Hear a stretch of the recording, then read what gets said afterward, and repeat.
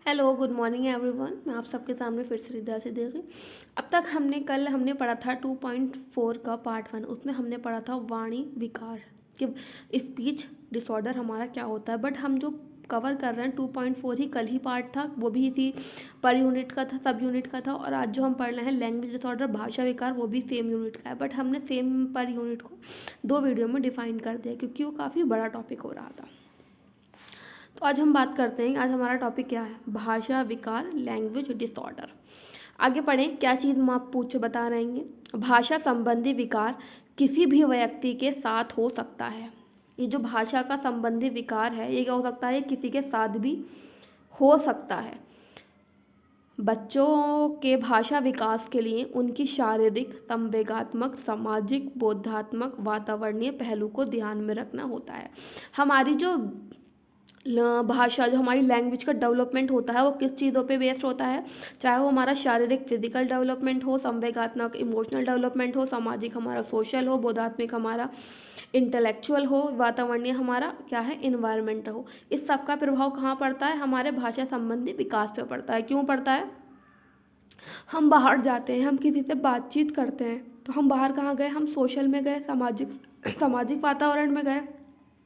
हमारी पर्सनैलिटी होती है, हमारे इमोशंस होते हैं। हम किसी एक नई जगह पर गए, हमें दूसरी लैंग्वेज नहीं आती, तो हमें जाके वहाँ शर्म सी महसूस होती है। तो इस तरह से अगर किसी को नॉर्मल लैंग्वेज नहीं आती, किसी को लैंग्वेज भाषा का डिसऑर्डर है, तो उसे क्या समस्या होगी, उसका इन सब में को इन सब की जो हमारी एक्टिविटीज़ हैं, हमारी फिजिकल हो, संवेगात्मक हो, सामाजिक हो, बोधात्मक हो, ये सब क्या होती हैं, ये इफेक्ट होती हैं। तब जाके किसी व्यक्ति को लैंग्वेज डिसऑर्डर होता है। आगे देखें क्या है, भाषा का विकास इन्हीं पहलुओं पर निर्भर करता है। तो हमने यहाँ पर देखा, जो हमारा भाषा का विकास है वो किस पर निर्भर कर रहा है, वो इन सब चीज़ों पर निर्भर करता है। हमारे वातावरण हो गए, संवेदात्मक हो गए, सामाजिक हो गए, बोधात्मक हो गए और वातावरण हो गए। इन सब पहलुओं पे क्या निर्भर करता है, हमारी लैंग्वेज सीखने की हमारी क्षमता डिपेंड करती है। अगर इन सब में हमें कहीं ना कहीं कुछ समस्या है, इन पहलुओं पे कहीं समस्या है, तो उसका सीधा प्रभाव कहाँ पड़ेगा, हमारे लैंग्वेज पर पड़ेगा। आगे देखें, आगे हम बात करते हैं, क्या बात कर रखी है इसमें। यदि इन पहलुओं में कोई कमी होती है, कौन से पहलुओं में, जो हमने ऊपर बात करी, सामाजिक हो गया हमारा, बोधात्मक हो गया हमारा, शारीरिक हो गया हमारा, इन सब पहलुओं में अगर कहीं कहीं कमी होती है, तो उसका प्रभाव कहाँ पड़ता है, भाषा संबंधी विकार हो सकता है। अगर किसी प्रकार की समस्या हमारे इन पहलुओं में है, तो उसे क्या होगी, भाषा संबंधी विकार हो सकता है। किसी भी व्यक्ति में भाषा संबंधी कठिनाई तब होती है जब वह दूसरे तक अपनी बातों को मुख्य रूप से व्यक्त करने में कठिनाई का सामना करना पड़ता है। क्या बता रखा है, जब हम अपनी बात को शब्दों में दूसरे के द्वारा दूसरे को बताते हैं, या अपनी फीलिंग्स को हम दूसरों के सामने रखते हैं, तो ये क्या होता है, हमारा लैंग्वेज कम्युनिकेशन होता है। ये हम क्या होता है, जब हमें इस तरह की चीज़ें करने में समस्या आ जाए, तो उसे क्या बोलते हैं, ठीक है, तो इसे हम बोलते हैं लैंग्वेज डिसऑर्डर। अथवा दूसरे द्वारा बोली गई बातों को ठीक से ग्रहण नहीं कर पाता। जो हम अपनी बात बोल रहे हैं, हम अपनी दिल की बात या हम अपनी फीलिंग क्या है, दूसरों के सामने व्यक्त नहीं कर पाते। और साथ साथ जो दूसरा हमें बता रहा है, हमें चीज़ें बता रहा है, वो भी चीज़ें हम क्या करते हैं, वो हम समझ नहीं पाते, वो हम ग्रहण नहीं कर पाते। बच्चों में असामान्य रूप से निम्नलिखित 3 प्रकार के संबंधी क्या होते हैं, विकार होते हैं।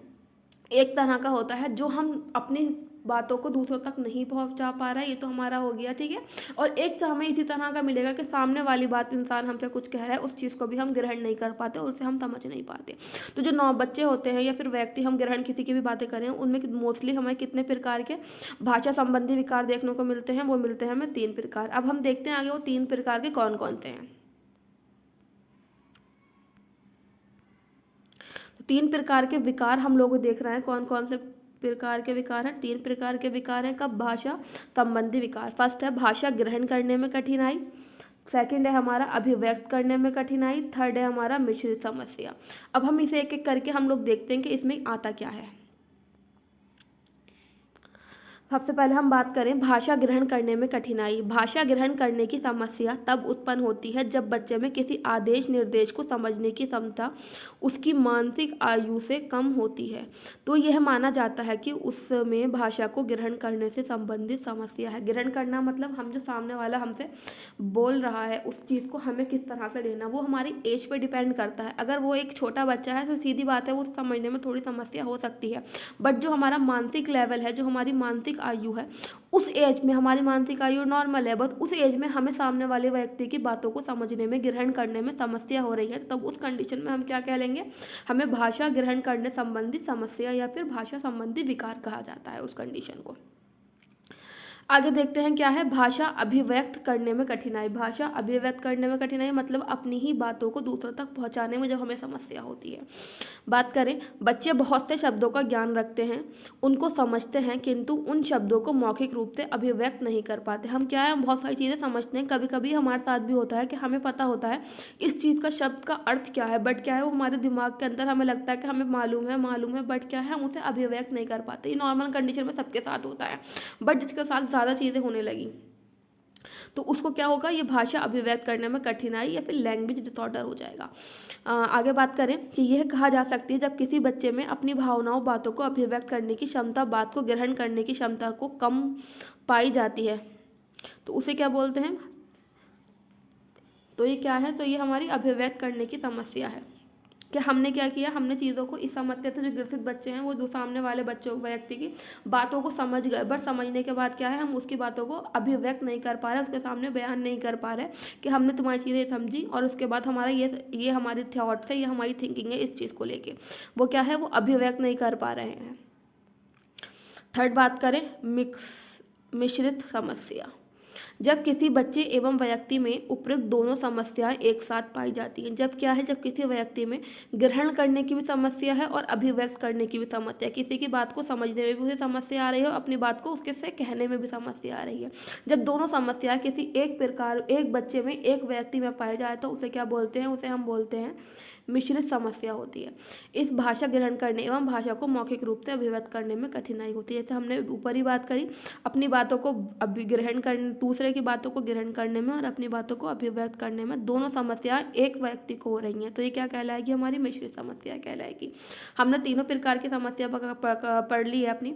फर्स्ट है हमारा भाषा ग्रहण करने में कठिनाई, फिर था हमारा भाषा अभिव्यक्त करने में कठिनाई, उसके बाद था हमारा मिश्रित समस्या। इसके बाद हम देखते हैं क्या हमारा पॉइंट है। अब हम थोड़ी सी परिभाषाएं देखते हैं कि हमारी भाषा की परिभाषाएं कहती हैं। ध्वन्यात्मक शब्दों द्वारा विचारों को अभिव्यक्त करना ही क्या है, भाषा है। जब हम अपने वर्ड्स में दूसरों को से कम्युनिकेट करते हैं या अपने विचारों का आदान प्रदान करते हैं तो उसको क्या कहते हैं, जिस वे में हम उसे करते हैं वो हमारी लैंग्वेज कहलाती है। एक प्राणी जिन ध्वनि चिन्हों द्वारा दूसरे प्राणी से कुछ व्यक्त करता है या यही विस्तृत अर्थ में भाषा है। वही बात है जो हम जिन चिन्हों का यूज़ करके, जिन हम शब्दों का यूज़ करके अपनी बातों को दूसरों तक पहुंचाते हैं, वो क्या है हमारी, वो हमारी भाषा है। भाषा एक प्रकार का चिन्ह है जिनसे तात्पर्य उन प्रतीकों से है जिनके द्वारा मनुष्य अपने विचारों एक दूसरे पर प्रकट करता है। ठीक है, हम क्या बात कर रहे हैं, हम जो हमारे शब्द हैं उसे हमने चिन्ह को प्रतीक माना गया है। वो क्या है, जब हम एक दूसरे से अपने विचारों का आदान प्रदान करते हैं तो उस चीज़ को क्या, इस चीज़ के बारे में बात करेंगे, हमने क्या किया, दूसरों पर प्रकट करते हैं हम अपने विचारों को, वो क्या कहलाती है, वो हमारी भाषा कहलाती है। आगे हम देखें किस बारे में बात करें, भाषा एवं विकार के कारण। इन्होंने क्या है, यहाँ पे आप कॉजेज देख रहे हैं किसके, हमने अभी इससे पहले वीडियो में हमने पढ़ा था स्पीच डिसऑर्डर, अभी इसमें हम पढ़ रहे थे लैंग्वेज डिसऑर्डर। तो बट इसमें जो कारण है, जो कॉजेज हैं वो दोनों के साथ में दे रखे हैं, दोनों के कारण क्या हो सकते हैं। भाषा एवं वाणी विकार के कारण। शीघ्र पहचान एवं शीघ्र उपचार के लिए आवश्यक है कि हम भाषा एवं वाणी के विभिन्न कारणों की जानकारी रखें। भाषा एवं वाणी के बहुत कारण हो सकते हैं, यहाँ वाणी आएगा। वाणी के बहुत कारण हो सकते हैं जो इस प्रकार है। अगर हम शीघ्र पहचान करना आवश्यक है कि हमें भाई बच्चे के अंदर क्या समस्या है, उसे हम जल्द से जल्द उसका पता लगाएं कि बच्चे के अंदर समस्या है। तो इसमें क्या है, अगर हम इस चीज़ की जल्द से जल्द जानकारी रखेंगे उसके कारणों की, तो बच्चे को हम क्या कर सकते हैं, कुछ हद तक ठीक कर सकते हैं या उससे जल्दी हम उसका प्रॉब्लम की हम उसका पता लगा सकते हैं कि बच्चे के अंदर ये समस्या है।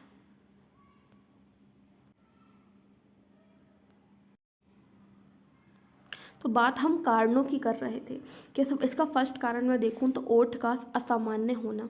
यदि किसी के होठ में किसी प्रकार की असामान्यता का होना, मोटा होना, ठीक है, होठ का मोटा होना, होठ का कटा हुआ होना, या होठ का अगर कोई इसमें समस्या है तो उसमें किसी प्रकार के सुवर्ण या व्यंजन के उच्चारण में क्या हो रही है, उच्चारण में किसी प्रकार की विकृति उत्पन्न हो रही है। अगर उसके विकृति उत्पन्न हो रही है तो उसका कारण क्या होगा, हमारे लैंग्वेज या हमारे स्पीच डिसऑर्डर का, वो हमारा ओठ का असामान्य होना होगा। इस उच्चारण प्रक्रिया के अंतर्गत उच्चारण करने के स्थान और उच्चारण करने के तरीके में समी समन्वय नहीं हो पाता तो व्यक्ति में वाणी एवं भाषा विकार उत्पन्न हो जाता है। यदि किसी व्यक्ति का होठ में कोई समस्या है, चाहे वो बड़ा है, वो मोटा है, वो लटका हुआ है या वो कटा हुआ है, वो अपने इस समस्या के कारण क्या है, स्वर और व्यंजन का जो हम उच्चारण करते हैं उसको वो ठीक प्रकार से नहीं हो पाता, हमारा वो करने में हमें समस्या आ रही है। तो इस कंडीशन में क्या होगा, वो ओठ का असामान्य होना एक हमारा लैंग्वेज और हमारा स्पीच डिसऑर्डर का क्या हो सकता है, कारण हो सकता है। बात करें हम सेकंड की अपने, तो उसमें लिखा है जीभ का असामान्य होना। जीभ एक सक्रिय उच्चारकों की श्रेणी में आता है। बिल्कुल, जीभ जो है हमारा हमेशा ऑल टाइम एक्टिव रहता है, तो वो कहाँ पर आता है, हमारा सक्रिय उच्चारकों की श्रेणी में आता है। जीभ में किसी प्रकार की असामान्यता, जैसे जीभ का मोटा होना, हम लोग देखते हैं जीभ अपनी, हम टंग देखें, जीभ देखें, किसी की पतली होती है, किसी की लंबी होती है, किसी की मोटी होती है, ठीक है। जिन लोगों की जीभ क्या होती है, वो मोटी होती है, उन्हें बोलने में समस्या आती है। किसी की जीभों में दरार होता है, जो ज़्यादातर डिसेबिलिटी से, हमारा ऑटिज्म वाले बच्चे होते हैं, अगर हम उनकी जीभ देखते हैं स्वाधीनता से ग्रसित बच्चों की, तो उनकी जीभ में बीच बीच में कट लगे हुए होते हैं, ऐसा दिखाई देते हैं, दरारें हैं जीभ में। तो यहाँ ठीक है, तो जीभ का कटा होना। फिर जीभ को दाएं बाएं हिलाने में हम अपनी जीभ को क्या कर सकते हैं, ऊपर नीचे दाएं बाएं हम आराम से इसे क्या कर सकते हैं, हिला सकते हैं, घुमा सकते हैं। बट जिन लोगों को इसे हिलाने में समस्या आती है तो उसका उच्चारण भी क्या करना है, उन्हें उच्चारण करने में भी समस्या होती है। तो उसका कारण जीभ का सामान्य होना हो सकता है, अगर किसी बच्चे में इस तरह की कोई आपको कारण दिखाई दे रहा है तो। नेक्स्ट बात करें तालु का, नर्म तालु का असामान्य होना। नर्म तालु का क्या है, असामान्य होना। नर्म तालु में किसी प्रकार की विकृति का होना, कटा होना आदि स्थितियों में भी उच्चारण कठिनाई होती है। नर्म तालु में किसी भी प्रकार की असामान्यता का होना भी वाणी एवं भाषा विकास का एक कारण हो सकता है। सबसे पहले हम बात कर लेते हैं तालु। जो हमारी जीभ के ऊपर वाला पोर्शन होता है, वो आगे वाला क्या कहलाता है, वो हमारा पीछे वाला जो पोर्शन है हमारे जीभ का, वो कहलाता है हमारा कठोर तालु। जो हमारे आगा पोर्शन होता है दांतों के पास का, वो कहलाता है हमारा नरम तालु। किसी प्रकार से हमारा तालु में किसी प्रकार का कटा होना, कोई चोट लगना, जिसके कारण हमें उच्चारण करने में चीज़ों को समस्या आ रही है, तो क्या है, वो भी एक कारण हो सकता है काय का, हमारा भाषा विकार का या फिर हमारा वाणी विकार का। बात करें कठोर तालु का असामान्य होना, यहाँ असामान्य होना, ठीक है। कठोर तालु का कटा होना, असामान्य विकार का होना, जैसे गहरा होना, ऊंचा होना, सकरा होना आदि। कौन सी हमने बात करी, कठोर तालु क्या है, हमारा आगे वाला पोर्शन है, अगर किसी प्रकार का ये ज़्यादा गहरा है, कुछ ज़्यादा ही ऊंचा हो रहा है, सकरा हो रहा है, तो इस कंडीशन में क्या है, ये ऐसी कंडीशन हमें कहाँ पे समस्या देंगी, हमें शब्दों को हमें उच्चारण करने में समस्या देंगे। जब हम उच्चारण करने में समस्या है तो वो हमारा क्या कहलाएगा, वो हमारा वाणी एवं भाषा विकार का एक कारण कहला सकता है। आगे बात करें दांतों का असामान्य होना। क्या है, दांत भी प्रॉपर हमारा वर्क करते हैं, जिस तरीके से हमारे मुंह के, हमारा जो फेस है, हमारा दांत हैं, हमारे तालु है, हमारी जीभ है, इसी प्रकार से दांतों का भी बराबर हर चीज़ में योगदान है। दांतों की बेडोल आकृति, कभी कभी हम देखते हैं कुछ के दांत ज़्यादा ही ओवर बड़े हैं, कुछ के ज़्यादा ही छोटे हैं, कुछ के टेढ़े हैं, कुछ को मेढ़े हैं, कुछ के बाहर निकले हुए हैं। बहुत सारी कंडीशन में हम लोगों को देखते हैं, जिससे ऊपर के दांत और नीचे के दांत आपस में एक कंडीशन में एक उसमें सिचुएशन में नहीं बैठ पाते। तो कुछ के दांत क्या होते हैं, कुछ ज़्यादा ही बाहर निकले होते हैं, कुछ के दांत जब बहुत ज़्यादा हम देखते हैं बूढ़े हो जाते हैं लोग, उनके दांत टूट जाते हैं। कुछ बत्ती थी, कुछ जवानों के भी टूटते हैं किसी एक्सीडेंट वगैरह के कारण या फिर कैल्शियम वगैरह की कमी के कारण। तो उनमें क्या प्रॉब्लम आती है, उन्हें भी स्पष्ट उच्चारण करने में समस्या आने लगती है। दांतों का हमारा क्या है, अगर हम किसी के दांत नहीं होते तो क्या है, वो उच्चारण तो करता है, बस उसका उच्चारण क्या होता है, वो स्पष्ट क्लियर नहीं होता है। तो इस तरह का भी क्या होता है, दांत भी हमारा एक कारण बन सकते हैं वाणी एवं भाषा विकार में। आगे बात करें जबड़ों का असामान्य होना। यदि ऊपरी या निचले जबड़े आकृति असामान्य हो, ये जबड़ा बड़ा या छोटा हो, तो उच्चारण संबंधी समस्याएं उत्पन्न हो जाती हैं। इस प्रकार जबड़ों की असामान्यता भी वाणी विकार का कारण हो सकती है। सभी जानते हैं जबड़ा कहाँ है, जहाँ पे हमारे दांत फिट होते हैं, उस कंडीशन को से हम क्या बोलते हैं, उसे हम जबड़ा बोलते हैं। तो ये क्या है, इसमें अगर किसी प्रकार की असामान्यता है तो वो भी हमारा कारण बन सकती है वाणी एवं भाषा विकार का। श्वसन नलिका का असामान्य होना, जब बात चल रही है वाणी एवं भाषा विकार की, तो यहाँ पे श्वसन नलिका भी क्या करती है, एक महत्वपूर्ण भूमिका निभाती है। श्वसन नलिका में किसी भी प्रकार की खराबी होती है तो उसका प्रभाव उच्चारण प्रक्रिया पर पड़ता है। जैसे हम लोग देखते हैं कि हमारे कंठे आ गए, कुछ स्वेलिंग हो रही है गल श्वसन क्रिया में, तो जब भी हमें क्या होता है, बोलने में हमें समस्या आने लगती है।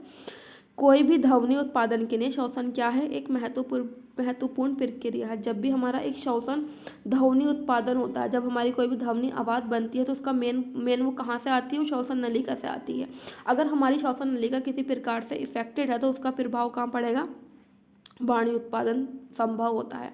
वाणी उत्पादन हम नहीं कर सकते जब तक हमारे श्वसन क्या है, श्वसन की जो नलिका है वो प्रॉपर वर्क ना कर रही हो। तो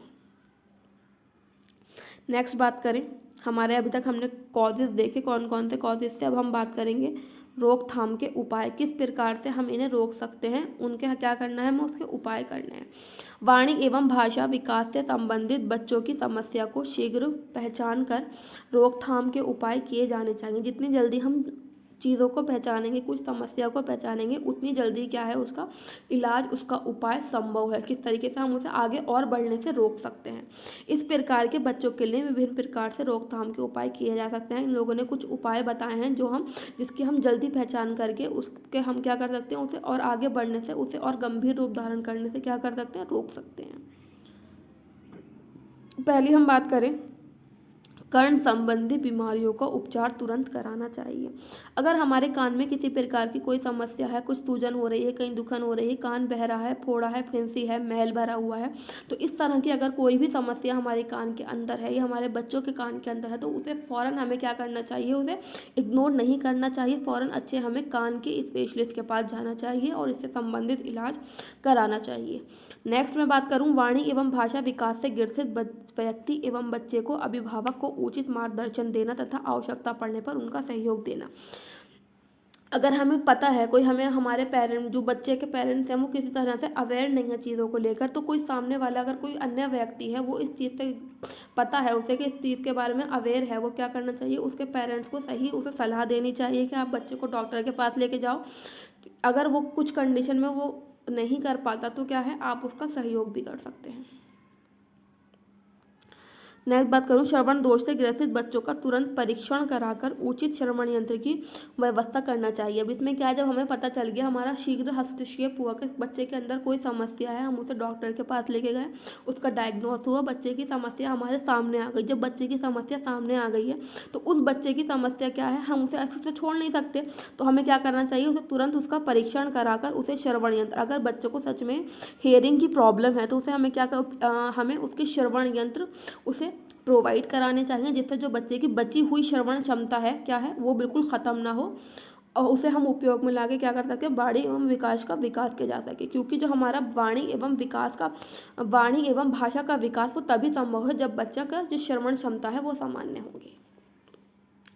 नेक्स्ट बात करें, श्रवण यंत्र की पहचान होने पर उसे श्रवण यंत्र दिया जाना चाहिए। नहीं, श्रवण यंत्र नहीं, श्रवणता की पहचान होने पर उसे श्रवण यंत्र, शर्मा नहीं, या श्रवण है, श्रवण यंत्र उसे तुरंत देना चाहिए। हमने ऊपर ही बात करी, अगर हमें पता है बच्चे की कोई समस्या है, बच्चे को सुनने में समस्या है, तो हमें क्या करना है, उसका उपचार हमें तुरंत करना है, क्योंकि बच्चे की जो श्रवण क्षमता बची कुची है उसे हम रोक सकें, क्योंकि भाषा एवं वाणी के विकास के लिए श्रवण क्षमता बहुत आवश्यक होती है।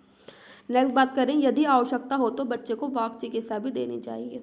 अगर हमने डॉक्टर से कंसल्ट किया कि बच्चे के अंदर जो समस्या है उससे रिलेटेड उसकी प्रॉब्लम को दूर करने के लिए हमें वाक चिकित्सक, स्पीच थेरेपिस्ट की ज़रूरत है, तो हमें वो भी स्पीच थेरेपी भी बच्चे की करानी चाहिए।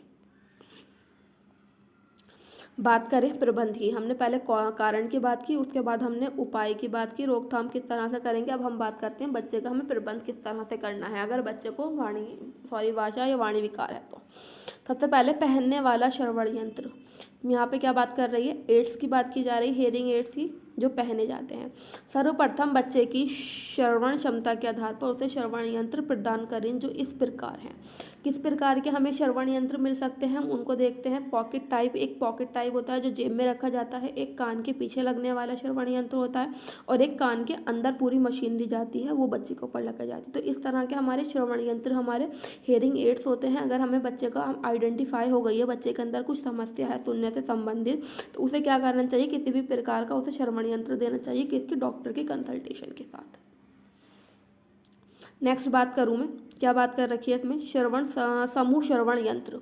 जब कक्षा के कुछ बच्चों की श्रवण क्षमता समान होती है, क्या है, जब हमारी कक्षा में एक बच्चा कुछ बच्चे हैं हमारी कक्षा में, हम देखते हैं ग्रुप ऑफ चिल्ड्रन है, तो वहाँ पे अगर कुछ बच्चों की सुनने की क्षमता क्या है, समान है, तो वहाँ पे किया जाएगा, उन बच्चों का जो ग्रुप में ही, ऐसे बच्चों को ग्रुप में पढ़ाया जाता है जिनकी क्षमता समान होती है, उन्हें ग्रुप यंत्र, उन्हें समूह श्रवण यंत्र का ही प्रयोग किया जाता है। इसके अलावा श्रवण यंत्र की सहायता से वाणी वाचन भी कराया जा सकता है।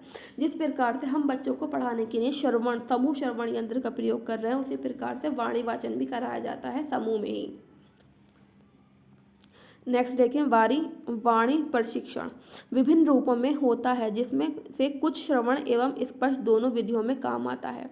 कुछ वाणी प्रशिक्षण केवल श्रवण के लिए उपयोगी होता है। इस प्रकार के प्रशिक्षक द्वारा व्यक्तिगत रूप से अथवा समूह रूप में श्रवण एवं वाणी चिकित्सा प्रदान की जाती है। क्या बात कर रखी है, समूह में और इंडिविजुअल भी और ग्रुप में भी क्या करी जाती है, वाणी चिकित्सा दी जाती है। जो बच्चे के लेवल के अकॉर्डिंग हो हमें वही करानी चाहिए। उसके बाद हम देखें क्या लिखा है, सुनने की समस्या। यदि सुनने में किसी प्रकार की समस्या पाई जाती है तो उसका प्रभाव बच्चे के मौखिक संप्रेषण पर पड़ता है। ठीक बात, अगर हमें किसी प्रकार की सुनने की समस्या है तो उसका सीधा प्रभाव कहाँ पड़ेगा, बच्चे की वर्बल कम्युनिकेशन पे पड़ेगा। जब वर्बल क्योंकि जब जो हम चीज़ सुनते हैं, जो चीज़ हम ऑब्जर्व लेते हैं अपने कान में, वही हम क्या सीखते हैं, और वही हम जब हम सीखते हैं तो वही हमारा भाषा का रूप धारण करती है। अगर किसी बच्चे को सुनने की समस्या है, वो बाहर से जो भी चीज़ें जा रही हैं वो अडेप्ट नहीं कर रहा, वो चीज़ें नहीं ले रहा है, तो क्या है, उसकी जो भाषा या फिर हम वाणी का विकास करें तो वो नहीं हो पाएगा, क्योंकि जो हम भाषा या वाणी सीखते हैं वो हम सुनने के कारण ही सीखते हैं। तो क्या है, हमारी श्रवण क्षमता भी एक कारण है किसका, समस्या, वाणी एवं भाषा के विकास का। ठीक है, देन आई होप हमने ये टॉपिक कवर किया। 2 वीडियो में हमारा पूरा 2.3 कवर हुआ है। 2 वीडियो में 2.4 कवर हो गया है।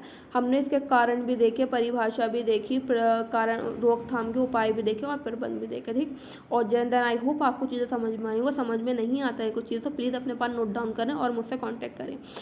Then thank you for watching my video.